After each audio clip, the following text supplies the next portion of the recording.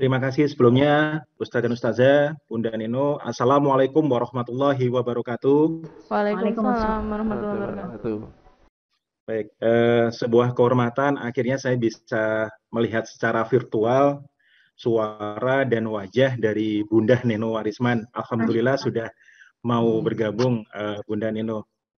Izinkan saya, Bunda, saya seorang bapak, seorang ayah dari dua orang anak yang bersekolah di SD Muhammadiyah 3 Ikrom Wage. Satunya kelas 6, Namira, satunya kelas 4, Malik, Izan. Jadi begini, Bunda Nino, karena adanya keterbatasan waktu ya, semenjak adanya COVID, sampai sekarang menjadi Omikron, mungkin nanti bisa menjadi Voltron atau Megatron, saya juga nggak paham, dan masalah ini terus terasa sangat berat kalau buat saya sebagai seorang baba selama hampir 2 tahun ini ya, 2020 sampai 2022 ini, Bunda. Kami suami istri bekerja, Bunda. Kami berangkat pagi, jam 6 pagi, kami pulang untuk bekerja itu sampai di rumah itu jam 6 sore. Nah, terlebih dari proses pembelajarannya sendiri pun juga kami mengalami kesulitan. Karena kalau kami bebaskan anak-anak itu mempergunakan handphone dan lain sebagainya, itu hasilnya tidak sesuai. Bahkan anak kami pun yang kelas 6 itu merasa sangat berat, Bunda, karena harus mengajar adiknya yang kelas 4. Jadi kebetulan anak kami itu pada saat masa-masa online, itu semuanya dipersiapkan oleh sang kakak, Bunda. Jadi apapun segala kebutuhannya untuk adiknya itu kakaknya. Sampai terakhir-terakhir itu si kakak ini mengatakan, Di, saya lelah, saya nggak kuat, saya nggak bisa bantuin adik gitu. Soalnya tugas-tugasnya dia sendiri pun juga sangat banyak. Dan saya sendiri pun juga menyadari bahwa saya tidak bisa membantu banyak untuk anak-anak ini, terus terang saja. Mulai dari proses sampai akhir itu sangat kesulitan. Seorang orang tua harus memberikan metode pembelajaran begitu banyak mata pelajaran yang sudah disusun oleh negara, katakanlah seperti itu ya. Dan kami harus mengajarkan itu semuanya supaya anak-anak itu bisa paham. Nah, permasalahannya kalau berdasarkan dengan handphone dan lain sebagainya, itu bagaimana bisa memastikan anak ini bisa paham? Seperti itu. Nah, alhamdulillahnya di Ikrom itu ada komunikasi yang bagus antara orang tua dan ustadz-ustadz di sana, itu sangat bagus. Sebagai tambahan informasi, Bunda Neno, di SD Muhammadiyah Ikrom ini juga ada kelas untuk anak berkebutuhan khusus, Bunda. Dan alhamdulillah kebetulan putra saya yang kedua itu kelas 4 reguler itu mengalami disleksia. Tapi alhamdulillah dengan pendampingan dari ustadz dan ustazah, akhirnya anak saya yang nomor 2 itu bisa mengikuti sama halnya seperti anak-anak yang lain. Dia bisa membaca, dia bisa berhitung, dia bisa mengungkapkan semua pendapatnya. Dan selama pandemi ini yang justru membuat saya menjadi seorang pahlawan itu adalah si kakak, Bunda. Kakak. Jadi kakaknya itu benar-benar luar biasa menurut saya. Mulai dari baju dan lain sebagainya itu, kakaknya itu membantu. Dan memang kalau tadi mungkin ada seorang orang tua yang mengatakan anaknya ketergantungan dengan handphone. Tapi kalau putra-putri saya ini berkebalikan, Bunda. Mereka hanya main handphone itu ketika hari Sabtu dan Minggu. Karena kami pantau, kami tidak mempergunakan CCTV, cuma kami berikan kesadaran ke kakaknya terutama. Kak, mohon, kalau pada saat pembelajaran, usahakan nak, wajahnya kelihatan sama Ustadz sama Ustazah. Kemudian kalau sudah selesai, ya sudah selesaikan, berhenti. Tapi kalau pada saat hari Sabtu Minggu, saya memang sedikit memberikan sedikit kebebasan, tapi saya batasi. Nah, pertanyaan saya sekarang, Bunda Neno, cara efektif seperti apa kami ini sebagai orang tua untuk mempersiapkan anak-anak dengan kondisi seperti ini? Ini sudah kondisi yang tidak wajar kalau menurut saya. Kondisi yang tidak wajar. Kalau kita mundur sebelum 2020 mungkin masih bisa, apalagi sekarang sudah balik lagi. Ini sudah mau ujian akhir nasional. Sudah ujian akhir nasional, posisinya Omikron lagi. 75% lagi online lagi. Seperti itu. Kemudian yang terakhir, saya tidak mau panjang lebar saja. Bunda Neno tadi mengatakan ada 4 prinsip hidup itu tadi. Ada sidik, amanah, tablik, dan fatona. Sementara kami orang tua itu dipersiapkan ataupun dihadapkan dengan sebuah kondisi yang mau bagaimana lagi kita mau menyampaikannya gitu loh, Bunda Neno. Jadi Bunda, sebaiknya kami sebagai orang tua ini seperti apa ya Bunda ya? Mungkin kalau komunikasi kami usahakan, untuk pembelajaran pun kami persiapkan, dan alhamdulillah untuk putra-putri kami, saya pribadi, itu tidak bergantung dengan hal-hal yang lain. Alhamdulillah tidak pernah merengek pergi ke mall ataupun yang lain sebagainya. Paling-paling kalau di rumah itu Bunda Neno paling minta tolong belikan nasi goreng, itu aja sudah. Kemudian minta tolong dibelikan seblak, gitu aja sudah. Nanti kalau pulang dari kerja tolong dibelikan ya sudah nak kita belikan, gitu aja sudah. Itu sudah cukup. Bahkan kalau saya sudah sangat lelah, itu yang namanya semua pelajaran, semua tugas itu saya matur ke ustaz-ustazanya, saya tolong itu saya pending dulu, saya mau ngobrol, saya mau ngobrol di kamar, mau tidur di kamar, saya persilakan. Seperti itu Bunda Neno. Mungkin itu saja yang ingin saya sampaikan. Sekali lagi saya mengucapkan terima kasih untuk Ustadz dan Ustazah di SD Muhammadiyah Ikrom. Dalam masa pandemi ini justru saya merasa bahagia, terutama untuk anak saya yang Hamizan Akbar Syamahendra yang mengalami disleksia, itu akhirnya prosesnya itu progresnya luar biasa. Luar biasa, bisa membaca dan semuanya bisa berjalan dengan baik seperti itu. Terima kasih Bunda Neno sudah hadir di sini. Terima kasih untuk semuanya. Assalamualaikum warahmatullahi wabarakatuh. Waalaikumsalam warahmatullahi wabarakatuh. Bunda, baik. Mohon maaf terkait informasi durasi. Jadi karena banyaknya pertanyaan ya Ustadz, jadi karena kita juga keterbatasan waktu. Jadi untuk penanya yang online dibatasi satu Bunda, jadi langsung dijawab dengan Bunda Neno, dan mohon nanti juga sekaligus di closing statement ya Bunda. Baik, ini saya berikan penghargaan dulu ya kepada orang ayah ya. Saya berikan dulu, kita beri aplaus penghargaan kepada seorang ayah ya, karena biasanya itu ayah itu biasanya lack of ya, jadi agak lack of perhatian sama anaknya. Nah ini contoh ayah yang baik sekali, di mana memperhatikan dan memegang kita bilang bukan hanya filosofinya saja, tapi juga pada juklaknya ayah ikut. Nah ini yang terbaik adalah ketika ayah ikut dalam pendidikan. Jadi saya sangat senang dengan ayah 2 anak, dan juga penghargaan yang hebat untuk sekolah ya, karena inklusi dan gurunya, terutama ibu guru atau ayah guru yang sabar untuk memberikan kepada putra atau putri yang berkebutuhan khusus disleksia dalam hal ini atau yang lain. Saya anak dislokasia ya. Nah, di luar itu izinkan saya mengambil ilustrasi begini. Ada seorang recording stopped. Ada seorang petinggi militer mengatakan begini. Saya ini sukses jadi berpangkat seperti ini karena saya dididik sangat keras sama ayah saya. Kalau saya nggak bisa ini, saya dipecut gitu. Recording in progress. Lalu saya bilang, oh gitu ya Pak ya. Iya, saya didisiplinkan sama sama ayah saya. Jadi saya sekarang bisa jadi kayak gini. Sekarang jabatan Bapak apa? Lalu disebutin jabatannya.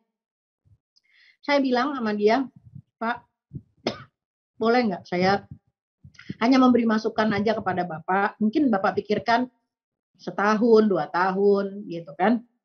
Karena dia mau mendidik anaknya seperti ayahnya mendidik dia. Saya bilang, Pak, kalau Bapak dididik dengan cara Rasulullah Shallallahu Alaihi Wasallam mendidik, yaitu dengan kasih sayang, dengan mengoptimalkan ya kemampuan berpikir setiap anak, mungkin Bapak bukan hanya menjadi perwira tinggi seperti sekarang. Bapak bisa jadi menjadi pimpinan tertinggi negara ini, atau panglima besar, panglima tertinggi. Gitu. Saya bilang gitu. Dan saya bilang, maafin saya Pak, saya saya tidak mendiskusikan hal ini sebab ini hanya untuk Bapak pikirkan saja gitu. Ya beberapa waktu kemudian ya nggak sebentar gitu ya. Rupanya Allah berkenan untuk menggugah si Bapak ini. Sehingga akhirnya dia mengatakan pada saat dibilangin sama saya dia nggak terima gitu loh. Kebahagiaan besar saya pun demikian. Kalau diingatkan tentang sesuatu yang saya rasa berat gitu tentu wajah saya berubah kemudian tapi perlu waktu untuk menyerna ya sebuah masukan dari orang lain. Nah, seberapa waktu kemudian Bapak ini memberi kabar kepada saya, dia mengatakan lama saya pikirin hal itu gitu. Terus dia bilang saya kalau boleh saya minta referensi dari Mbak Nino tentang bagaimana cara mendidik yang tidak seperti yang saya lakukan. Nah, gitu, kira-kira gitu ya. Itu gambaran ilustrasi yang pertama untuk saya berikan kepada ayah yang hebat ini.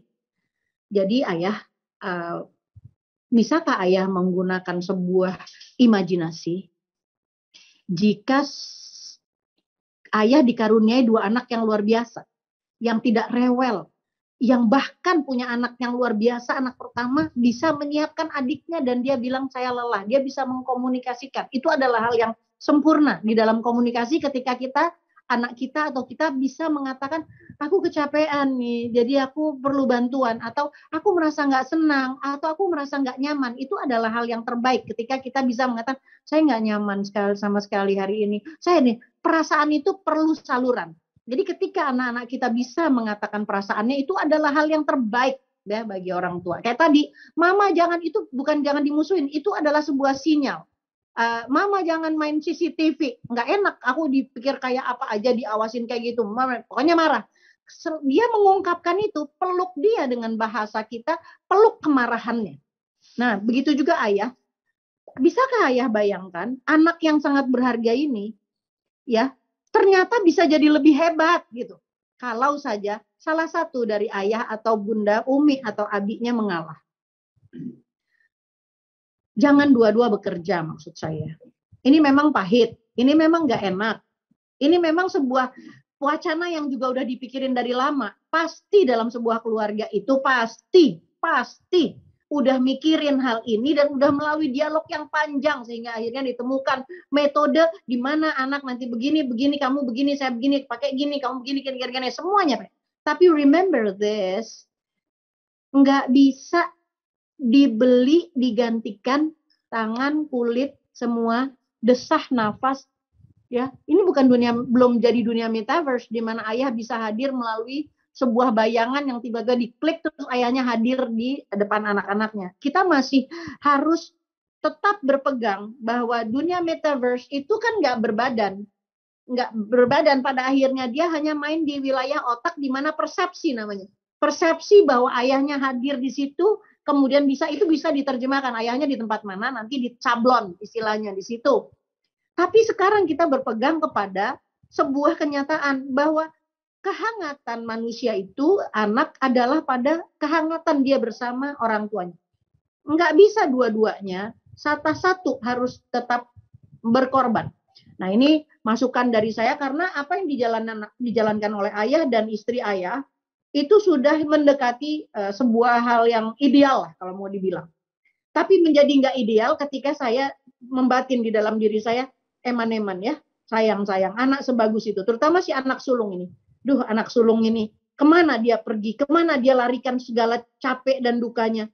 Paling ketika orang tuanya. Tapi coba bayangkan kalau ada salah satu ayah atau salah satu ibu yang tidak harus keluar gitu. Nah ini sebagai masukan, kalau ayah bilang nanti akan ada Omikron, Desikron, akan ada apa lagi, saya termasuk orang yang, saya termasuk orang yang lebih percaya kepada kekuatan seorang manusia yang dikaruniai Allah. Ini kekuatan yang luar biasa. Jadi kita punya kekuatan yang lebih hebat daripada yang kita duga. Termasuk juga satu pemahaman, yaitu tidaklah penyakit itu mendekat kecuali kita mengundang dia. Bagaimana mengundang? Kalau dibiarkan eksis di dalam kepala kita, ya dia ada. Gitu. Lalu bagaimana tidak mengundang, artinya kita mesti menjauhkan diri dari hal-hal yang chemical. Kita juga harus memperhatikan pasokan air 30 mili kali berat badan tubuh. Setiap orang harus memenuhi kuota airnya, sebab itu nanti akan berkait dengan jantung dan otak. Kalau 30 mili kali berat badan tubuh tidak dipenuhi, maka yang diselamatkan hanya jantung dan otak, yang lain-lain nanti chaos. Akhirnya dehidrasi akut. Dari dehidrasi akut nanti akan menjadi batuk-batuk, menjadi ini, menjadi itu, menjadi ginjal, menjadi jantung, menjadi segalanya. Jadi ini perlu dikonfirmasi kepada para ahli nutrisi. Mungkin sebagian dokter juga tidak terlalu aware persoalan ini. Namun ada penelitian Batmang-Halich yang menjabarkan ini. Dicari aja Batmang-Halich, penelitiannya tentang 30 mili kali berat badan tubuh. Jadi kalau saya 70, maka harus 2,1 liter per hari. Itu akan save your life. Kedua, kita hanya makan misalnya tidak makan goreng-gorengan yang tidak kita kenali dari minyak yang lain. The best minyak itu adalah minyak kelapa, lentik. Itu adalah minyak terbaik. Minyak kelapa. Bukan minyak kelapa yang lain, tapi minyak kelapa yang benar. Bukan kelapa kelapa misalnya banyak jagung, misalnya sawit, bukan. Tapi minyak kelapa, ya. Minyak kelapa asli, itu yang terbaik. Karena di atas didih, itu dia tidak menjadi semacam trans fat seperti itu. Kemudian yang ketiga, kita juga harus memperhatikan makanan yang lebih lembut untuk kita. Jadi tidak harus nasi, tidak harus itu, tidak menjadi, karena banyak makanan lain, ada ubi, ada talas, ada tape, ada macam-macam, ya. Tepung juga begitu, ya. Ada tepung mokaf, ada tepung macam-macam. Kemudian garam juga lebih baik memakai garam yang kasar. Kemudian juga yang sangat utama adalah menjauhkan diri dari gula yang tidak menyertakan enzim pencerna. Jadi kalau gula itu sekarang banyak penyakit dari gula.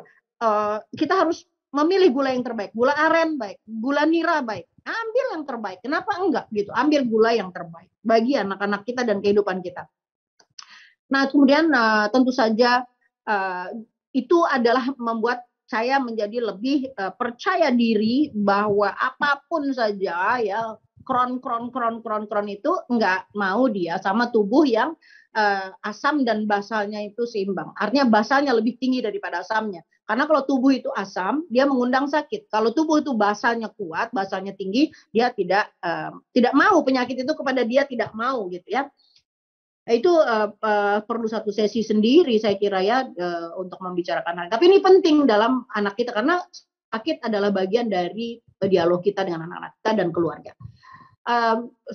Terakhir, ya, saya mungkin ini pendapat saya yang paling utama adalah, ya, kita itu diberikan oleh Allah Subhanahu wa taala sebagai orang tua, ya. Kita ini mewakili keberadaan kita, ya, ini mewakili. Al-Quran mengatakan A, B, C, D. Misalnya, namai anakmu dengan baik, kemudian kemudian akikahkan dia, apa semua udah lengkap lah, kita udah belajar itu semuanya. Lalu kita diberikan otoritas pertama sebagai pemegang license satu-satunya di muka bumi yang dia lahir dari campuran antara sperma dan ovum, sehingga jadilah anak kita, sehingga kita adalah pemegang lisensi pertama yang dipanggil abi, umi, ibu, bapak. Alangkah hebatnya. Ini adalah sesuatu yang hebat, sesuatu yang sangat istimewa. Dari pencipta langit semesta itu diberikan license, diberikan otoritas. Makanya kita betul-betul harus hati-hati memelihara, menjaga tadi kebahagiaan anak kita. Bahagia itu apa? Bahagia itu kalau otaknya rimbun.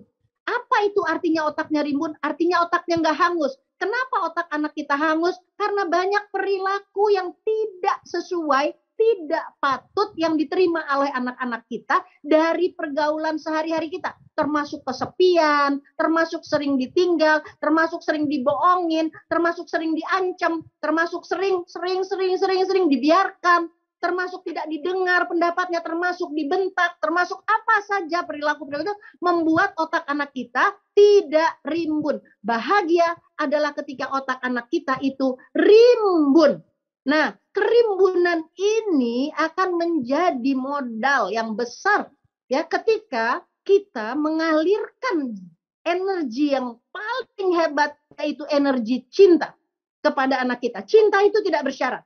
Cinta itu tidak aku cinta kamu kalau kamu begini. Nggak pakai kalau. Cinta adalah energi yang diberikan oleh Allah yang tidak diberikan kepada orang lain di luar kita. Ada peringkatnya di bawah kita. Tapi bapak dan ibu diberikan cinta tanpa syarat. Karena itu perlakukanlah, ini pesan saya yang terakhir, jangan merusak programnya Allah. Ketika anak kita dihadirkan, apakah dia disleksia, disgrafia, diskalkulia, atau anak kita sempurna, dia memiliki berbagai minat, bakat, dan lain sebagainya, engkau senyum menerima anakmu apa adanya, dan engkau bawa ke dalam genggaman tanganmu ini, engkau bersabar melihat pertumbuhannya dan perkembangannya, lalu engkau katakan setelah ini apa ya Allah, beri izin kepadaku dan beri petunjuk kepadaku untuk memberikan cinta yang berikutnya. Kalau pada masa 0-7 tahun pertama, cinta yang diberikan adalah cinta untuk memberikan yang terbaik, makanan terbaik, emosi terbaik, ya, jiwa yang terbaik. Maka setelah itu 7-14 berikutnya apa? Lalu 14-21 apa? Ini adalah jenjang yang harus kita lewati sebagai orang tua dengan sabar. Babak belurnya kita di situ itu adalah karunia. Jadi jangan pernah putus asa untuk terus mengalirkan cinta dan kasih sayang, sentuhan, doa-doa, pembelajaran, terus menerus. Karena semuanya itu sebetulnya Allah sudah punya rencananya sendiri, cuma kita dikasih otoritas. Jangan bergerak dari sana. Jangan merasa diri sebagai pemilik anak kita. Jangan pula abai kepada anak kita lalu menyerahkannya kepada pihak-pihak lain. Itu juga nggak benar. Artinya kita proporsional. Mudah-mudahan ini berguna, bermanfaat bagi semua orang tua muda yang saya cintai. Dan mudah-mudahan lahir dari tangan-tangan kasih sayangmu, anak-anak yang kelak bisa menjadi pemimpin. Khalifatullah fil ardh, ya. Insya Allah.